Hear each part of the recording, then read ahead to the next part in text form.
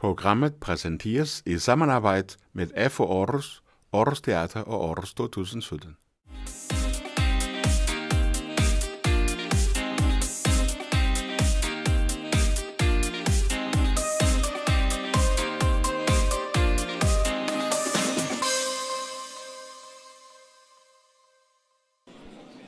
For dem, der spekulerer, enten spekulerede på det, da de kom ind i salen, eller spekulerede på det i pausen, så er det her jo altså ikke noget, der er bygget til lejligheden.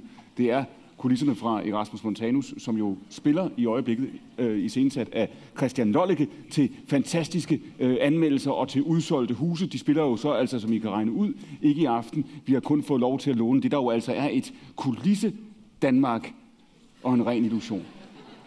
Her kommer dagens næste oplægsholder, Mikkel Andersen. Mikkel!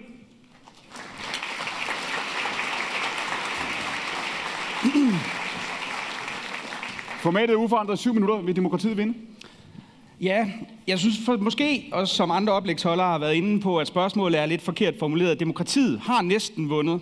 Hvis man ser på udviklingen siden demokratiet sådan for alvor gjorde comeback efter antikken, det var i 1776, vi ser i USA først, så er det gået slag i slag. Langt flere nationer er blevet demokratiske, og hvis man kigger på en kurve over, så er det onwards and upwards hele vejen.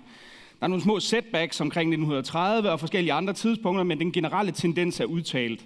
Og man kan også sige sådan på et mere ideologisk plan, så har demokratiet vundet. Selv de lande, som ikke er demokratier i nogen som helst meningsfuld forstand, de kalder sig ikke desto mindre stadigvæk demokratier. Vi har et land som den demokratiske Folkerepublik Nordkorea, der ikke rigtig er nogen af delene, kan man sige. Vi kunne også kigge på Rusland, som kalder sig selv for et illiberalt demokrati, hvilket så åbenbart er russisk for statsstyret kleptokrati med en autoritær hersker. Men jeg synes, det man måske kan se på, det er en bestemt demokratiforståelse, som vi har haft i efterkrigstiden, og måske særligt mest udtalt siden 1989. Den er under voldsom pres.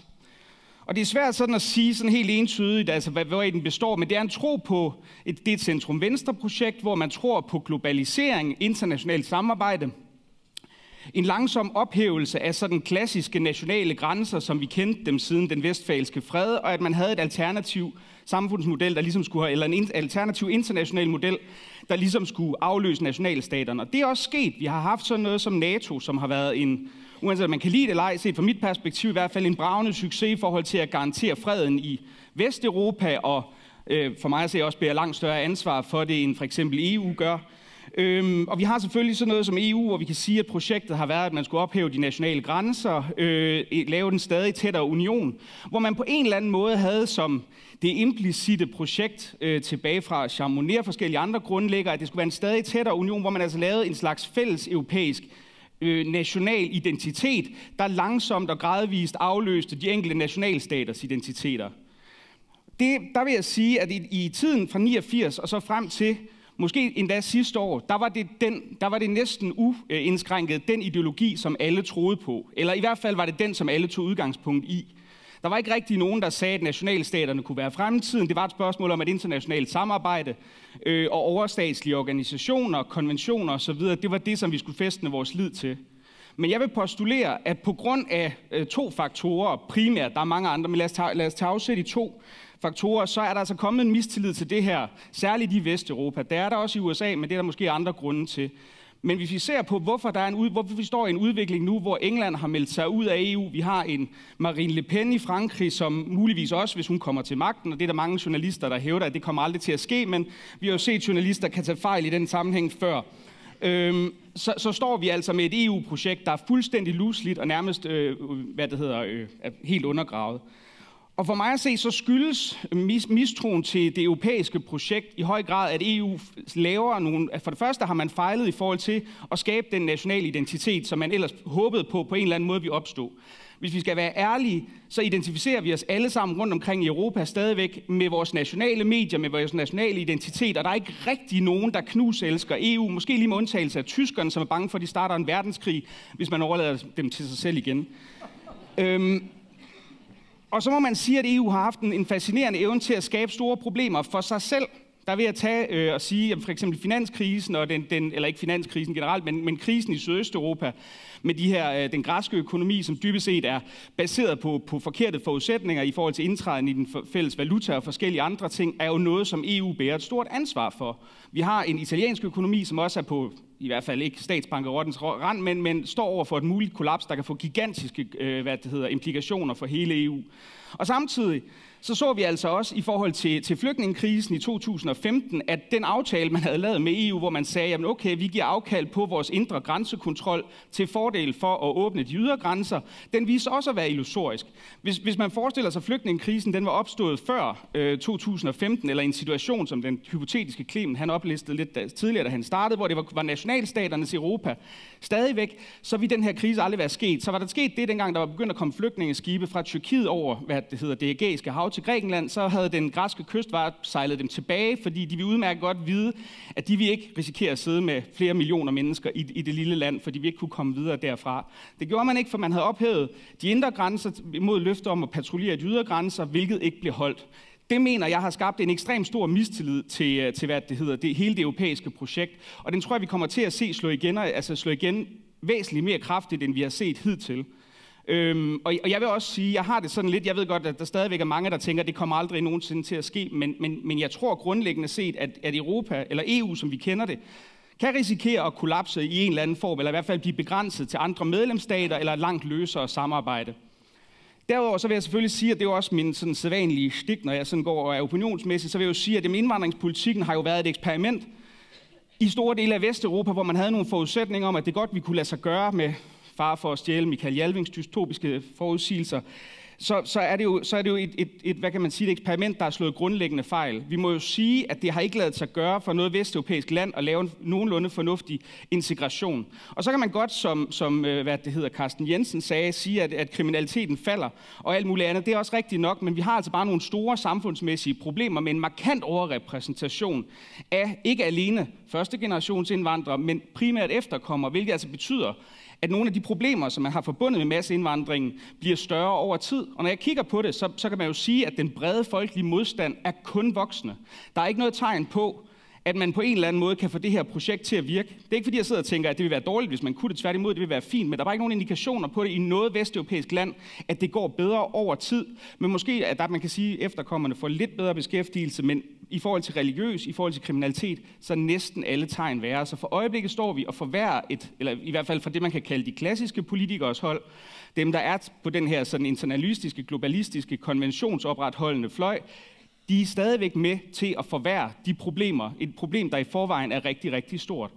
Og når man ser på den globaliseringsmodstand, og så den indvandringsmodstand, der manifesterer sig i Vesteuropa for øjeblikket, så tror jeg, at vi kommer til at se, og det var jo så også noget af det, som Carsten Jensen og Michael Jalving var inde på, så kommer vi til at se de klassiske partier blive stadig mere marginaliseret, fordi de repræsenterer den her tendens.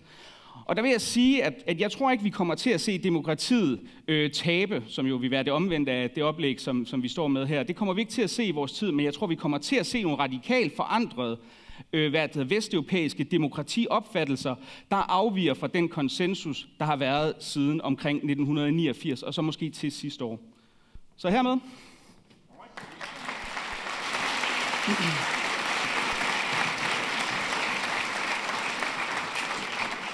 Her kommer mine damer og herrer. Dagens næste oplægsholder samme spørgsmål, samme format. Natasha Alahiri. Natasha, værsgo.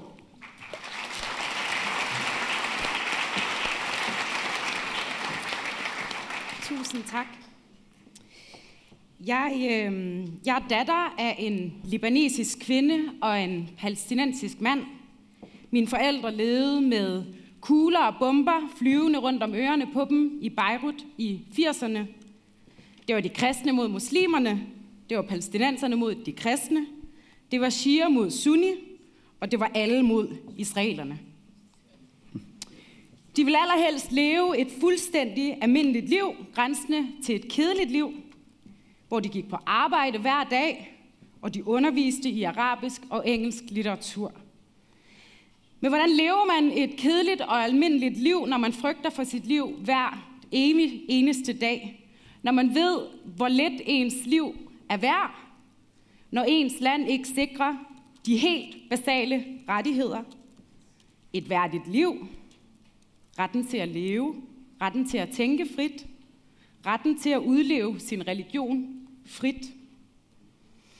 Min mor, hun var blevet træt og syg af at frygte for sit liv konstant, for sin førstefødtes liv, for sin mands liv og for sit endnu ufødte barns liv. Hun var en handlekraftig kvinde, så hun fik ordnet pas og billetter på egen hånd, uden min far vidste, på 3 dage. Og hun havde bestilt billetter ud af Libanon en fredag, og onsdag spurgte hun min far, skal du med, for jeg skrider. Det ville han heldigvis gerne. Og i start december 1988, der startede et nyt liv. Et liv, hvor ens børn kunne leve frit og sikkert. Et liv, hvor man ikke frygtede livet mere end døden. Jeg kunne være vokset op som en anden generations palæstinensisk flygtning i en betonbygning i flygtningelejren Burj al-Barazne. Google den flygtningelejr. Jeg ville have levet side om side med våben, med vold, med rotter. Jeg ville have skulle arbejde benhårdt for at modtage skoleundervisning, og hvis jeg overhovedet kunne have lov til at drømme om det, så måske et stipendiat til at gå på uni.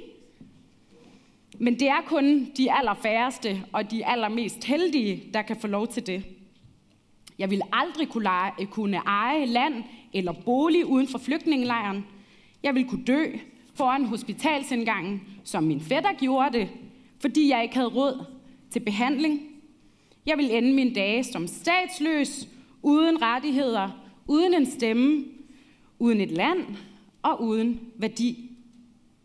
Men jeg voksede op i Hellerup, i Danmark. Den allerstørste kontrast til Burj al-Barazne, som jeg overhovedet kan forestille mig. Der var rigdom, der var stærke ressourcer, der var ingen rotter, der var ingen synlige våben. Og vigtigst af alt, vi havde værdi. Vi var sådan set bare en flygtningefamilie, men nogen holdt af os, og nogen synes, vi var vigtige. Vi kunne sige vores mening højt. Vi fik lov til at praktisere en anden religion end majoriteten. Vi havde rettigheder. Vi blev lært, at her kunne alle sige noget. Vi var velkomne i kirken. Vi var velkomne i spejderforeningen, til middag hos naboen, i fodboldklubben. Det moralske kompas var i orden i Hellerup. Det demokratiske kompas var i orden. Danmark og demokratiet her kunne noget andet, end det mine forældre nogensinde havde oplevet. Det var jo drømmen, der gik i opfyldelse, at leve et frit liv. Men der er også sket rigtig, rigtig meget, siden vi kom til Hellerup i start 90'erne. Og jeg vil ikke opliste det hele. Men som minoritetsdansker har jeg på egen krop og sind kunne mærke den udvikling. Sproget, blikket, diskriminationen, racismen, ja, jeg sagde det. Den religiøse og kulturelle kontrol, majoritetskulturens evigt uopnåelige bare for at være god nok.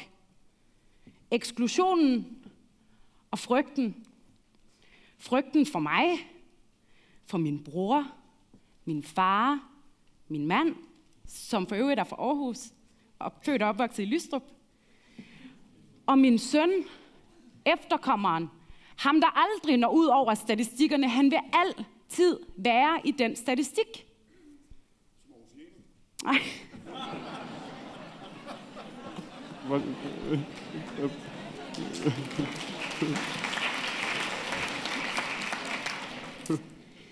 Jeg tror du sagde, du ikke ville afbryde. Nej. Og så kan I sige, at det er ikke dig, det handler om. Det er alle de andre. Men når du taler om alle de andre, så er det min fætter, min kusine, min ven. Det handler ikke om enkeltpersoner. Det handler om fællesskaber. Og hvilket fællesskab er det så? Det vi har tabt lidt hen ad vejen i takt med, at individualismen har fundet sit stærke greb i os. Det, som blev skrottet, da vi stuede indvandrere og flygtninge sammen i betonbygningerne fra 70'erne og 80'erne op gennem tiden. Det fællesskab, som modløsheden og magtesløsheden har udfordret på groveste vis. Ja, demokratiet anno 2017 er i fare. for vores fællesskab er udfordret. Det modarbejdes af kræfter, der finder sammen i ideen om en etnisk eller en religiøs nationalisme, og for hvem de liberale frihedsrettigheder og værdier, Danmark står på, ikke længere har værdi, eller aldrig har haft det. Alt fra Trump til Putin, til Erdogan, til Le Pen, til Vermund, til Carlsen, til Hizb ut-Tahrir, til kaldet til islam, til Daesh, Islamisk Stat. De er alle sammen et udtryk for bevægelser, der bevæger sig længere og længere væk fra den retssikkerhed, frihed og beskyttelse, som er kernen i vores demokrati. Ude i den store verden kæmpes disse år store ideologiske kampe, fysiske kampe, både her i Danmark og i resten af verden for, hvem det er, der skal vinde. Men jeg tror på, at demokratiet vinder, fordi demokratiet vil altid være baseret på forskelligheden, på retten til at blive hørt, og vi tror på, alle os herinde tror jo for fanden på dialogen, ellers ville vi ikke være her. Også selvom vi ævler og bøvler. Hvor er du, Hjelming? Vi er her, fordi vi tror på det projekt, hvor vi passer på hinanden, også selvom vi ikke altid er enige. Det må og skal være det, der skal føre os videre. For hvis ikke vi tror på det, og hvis ikke vi tror på borgeren, og hvis ikke vi tror på det fællesskab, det er der, vi taber. Det er der, når vi mister håbet om, at det rent faktisk kan lade sig gøre. Tusind tak.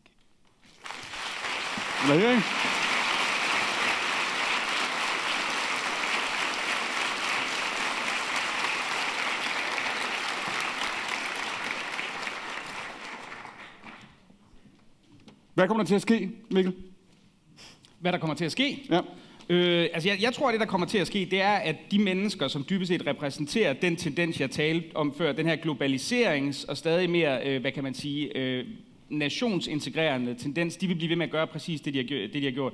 Jeg sad, og det må jeg skam erkende, mens vi på min smartphone hernede lidt tidligere, hvor der dukkede en artikel op om, at Alternativet, SF og de radikale nu vil have stoppet, de vil have lukket for muligheden for, at man i det hele taget kan stemme om EU. Altså for at stemme om at forlade EU. Ikke? Og det for mig at se, det er næsten det perfekte eksempel på den, mangel på forståelse af, hvor ufolkeligt et projekt man som eliter, og jeg ved godt, der er masser af der er eliter, men lige i forhold til den her elite, man egentlig har promoveret. Det er grundlæggende set, at man har den her idé om, at vi skal på en eller anden måde forhindre befolkningen i at kunne forholde sig til det her. Men som du ser situationen, også nu det sidste år her med Brexit-afstemningen i England og med den amerikanske valgkamp og Trumps sejr, det, der bringer de bevægelser frem, det, der skaber den protest, det, der gør, at vi pludselig diskuterer demokratiet, som vi gør eliten mod befolkningen, er det islam? Ikke kun, jeg vil sige, at det er da klart en del af det, men over brede fronter, men jeg vil sige, det er jo en sammenrodet diskussion på alle måder, fordi hele indvandringsdiskussionen er jo både et spørgsmål om islam, og om socioøkonomiske forhold, og om kulturelle forhold og alt muligt andet. Men selvfølgelig fylder islam utrolig meget, det kan du jo se. Altså i forhold til Trump er det jo, selvom det jo, siden den 11. september er det jo begrænset, hvad der egentlig har været af terrorangreb. Der har været et par stykker, men det er jo ikke fordi, det er en overhængende trussel. Men ikke desto mindre er det jo stadigvæk noget, som i hvert fald der er mulighed for at mobilisere en masse mennesker til.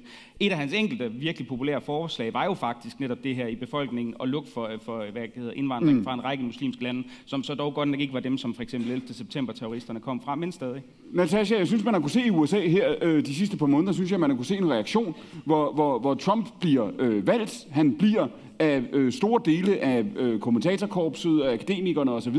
Udråbt som noget helt vildt, et sammenbrud af alle mulige amerikanske værdier. Og det er som om, at der er nogle af minoritetsgrupperne i USA, sorte amerikanere, muslimske amerikanere, som ikke er helt så overrasket over et af holdningerne, nogle af dem han repræsenterer, nogle af dem hans bagland repræsenterer, et af de eksisterer, to af de får magt. Er du overrasket over det, der sker? Nej, det er jeg faktisk ikke. Jeg er forfærdet og ked af det og alt muligt andet. Men det er jo ikke kun i USA, det sker. Det sker jo sådan set også herhjemme. Det er jo den samme udvikling, vi ser. Og jeg er for så vidt ikke overrasket.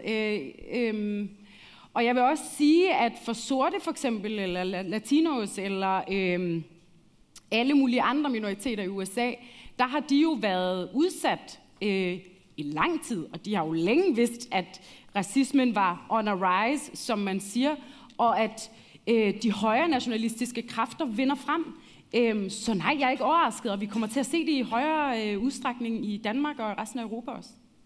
Når nu Mikkel siger, der er dybest set, altså vi er nødt til at tage os af det her, og jeg tror vel også, at det du siger, Mikkel, det er enten så gør eliten, de gamle partier, den her globalisme-klan, som du beskrev til det, enten gør de noget ved det, skifter kurs, eller også fortsætter protestbølgen, ikke? Det er det, du siger? Jo. Kan du overbevise ham om, at der er en anden fremtid, end den han ser? Jeg kan blandt andet sige, at 82%... Nej, lad mig starte et andet sted. Da jeg voksede op og sådan blev teenager og sådan noget, så begyndte man rigtig meget at snakke om anden generations indvandrere. Det er sådan noget, man har talt om i 20 år nærmest, 30 år. Jeg troede, jeg var anden generations indvandrer. Indtil det en dag gik op for mig, at jeg var født, da jeg kom hertil, og dermed ikke var anden generations indvandrere. Men det siger lidt om den måde, vi taler om hinanden på. Alle er i samme boks. Alle er anden generations indvandrere. Alle er efterkommere. Der er undersøgelser, der viser, at 82% af alle ikke-vestlige minoritets efterkommere er under 25 år. Og altså stadigvæk på skolebænken. Vi ser, at det går fremad. De har endnu ikke haft mulighed til at komme ud og komme i jobs og overtage det marked. Det går bedre. Det gør det. Det går den rigtige vej, og jeg ved godt, så kan vi stå her og sige fra nu af og til resten af 2017, at integrationen har slået fejl. Ja, der er ting, der har slået fejl. Boligpolitikken er fuldstændig skudt ved siden af. Det er en af de ting, som har fostret, tror jeg, rigtig mange af de udfordringer, vi står med i dag. Men det går bedre. Det går den rigtige retning med nogle ting. Altså helt grundlæggende, der mener jeg, hvis man kigger på første generations indvandrerne, det er helt nøgternt, så er det en meget, meget lille del af dem, eller det er under halvdelen, der kommer i arbejde, og dem, der kommer i arbejde, er på bunden af arbejdsmarkedet, og det er helt fuldt forståeligt. Hvis jeg tog til Syrien, et land, hvor jeg ikke taler sproget, så vil jeg sandsynligvis heller ikke være kompetent til at kunne varetage noget som helst ud over servicefag i særlig vid udstrækning. Sådan fungerer det nogle gange. Men for efterkommerne er der altså en del ting, der er ret forstemmende. Hvis vi ser på kriminaliteten, så den massivt voksne, vi ser, altså det er omkring 30% af efterkommerdrenge, altså folk, der er født i landet, de dumper både matematik og dansk. Er det ikke for at være moraliserende eller noget, men prøv at tænke, hvad kan man komme ud og lave, når du er dumpet både matematik og dansk, du kan ikke få total i nogle af fagene. Man kan ikke engang blive journalist på Berlingske, det du siger. Nej, det vil jeg sige, hold da op, du har slet ingen idé om, hvor meget man skal kæmpe for det, simpelthen. Hvad det hedder, men det er i hvert fald meget svært at komme ind på et arbejdsmarked med de karakterer. Og der synes jeg bare, at der har man grundlæggende set den her erkendelse, som man nu har haft siden 1983, om at på et eller andet tidspunkt, så vender det, på et eller andet tidspunkt kommer det til at gå bedre, men det gør det bare ikke, og det er de samme problemer, vi ser alle steder. Og jeg kan da også godt sige, at selvfølgelig har den boligpolitikken ikke været perfekt, men man må bare sige, at... Accepterer du, Mikkel Andersen, accepterer du argumentet, når nu Natasha siger, hun troede, hun var anden generations indvandrer, indtil det kunne ikke op for hende, at hun var indvandrer. Ja, ikke også? Ja. Accepterer du af den måde, i talesættelsen, diskussionen af det her. Ja, hver gang vi tager det her, hver gang vi går hen over det, som Natasha beskrev før, som den barre, der bliver højere og højere, så er der en gruppe, for hvem det bliver sværere og sværere. Jo, men problemet er også, synes jeg, altså vi har sådan dybest set et eller andet postmoderne paradigme om, at ord skaber verden. Det gør ord ikke. Ord, de beskriver verden. Og vi bliver nødt til, hvis vi skal kigge, altså det her, det er jo statistiske termer. Altså jeg står ikke og tænker, nå, hej, første generations indvandrer. Jeg ved jo godt, du er Natasha, og hvem du er. Men hvis vi skal beskrive virkeligheden på populations- og statistisk niveau, så må vi jo have nogle forskellige redskaber at gribe i forhold til at adressere, hvordan adfærden er, hvor folk er overrepræsenteret. Så ved jeg selvfølgelig godt, at der er nogen, der sidder og siger, at hvis for eksempel palæstinenser eller Somalia er vildt overrepræsenteret i kriminalstatistikkerne, så er der nogen, der sidder og tænker, så siger man, at alle er sådan, men det gør man ikke, sådan fungerer statistik ikke, men vi bliver nogle gange nødt til at adressere de problemer, som er tydeligt demonstreret, lige så vel som hvis man ser, at spritkørsel er for meget udbredt. Men det er ikke alle, der forstår sig på statistikker, og det er ikke alle journalister, som respekterer, at der er nogle statistikker, som kun, altså som henvender sig til nogle tal, eller om nogle befolkningsgrupper. Altså, jeg vil sige, selvfølgelig har medierne en kæmpe del af ansvaret for, at vi taler så jeg ved nærmest ikke, hvad jeg skal sige, så forfærdeligt om minoritetsgrupper i Danmark, og det er altså ikke kun muslimer, det er flere af minoritetsgrupperne, men der må man bare sige, at der er muslimerne... Men hvordan er det, medierne taler forfærdeligt om det? Altså, det forstår jeg aldrig rigtigt. Altså, jeg kan godt se, at der er læserbrevsskribenter og random guys på Facebook, men hvad er det, medierne skriver, som er så stigmatiserende på en eller anden måde? Stort set alle. Altså der er jo både sådan en repræsentation af minoriteterne i medierne, som er ekstremt pinlig, for at sige det lige ud. For det andet, så er der hele det ekstreme fokus på alle de dårlige historier. Alle de steder, hvor det går dårligt, der tager vi fandme den første taxa hen for at dække det.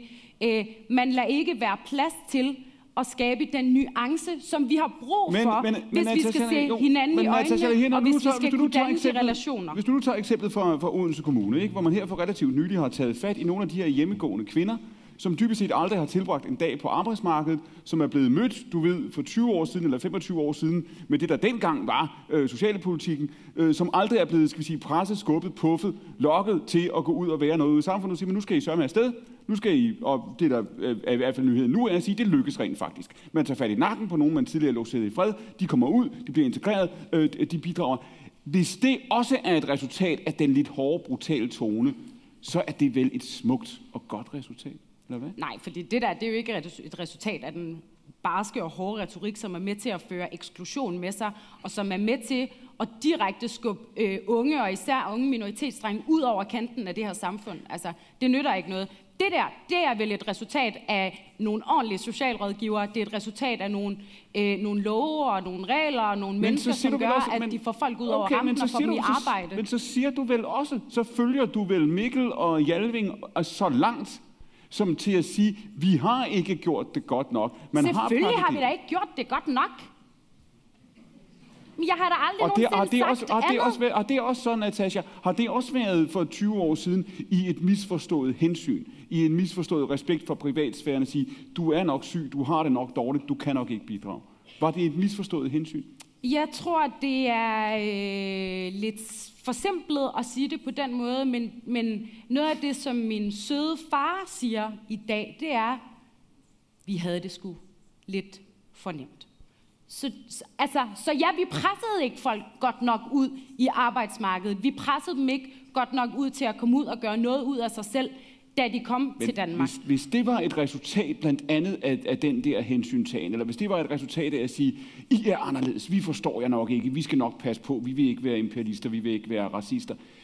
Du ser ikke, at det var forbundet, du ser ikke, at den politiske korrekthed bidrog til, at man behandlede folk som klienter i stedet for stemmekrav.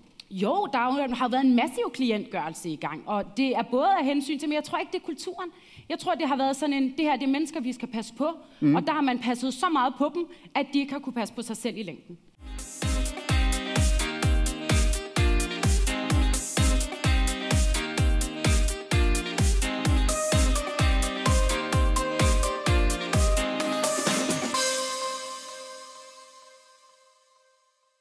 Programmet blev præsenteret i samarbejde med FH Aarhus, Aarhus Teater og Aarhus 2017.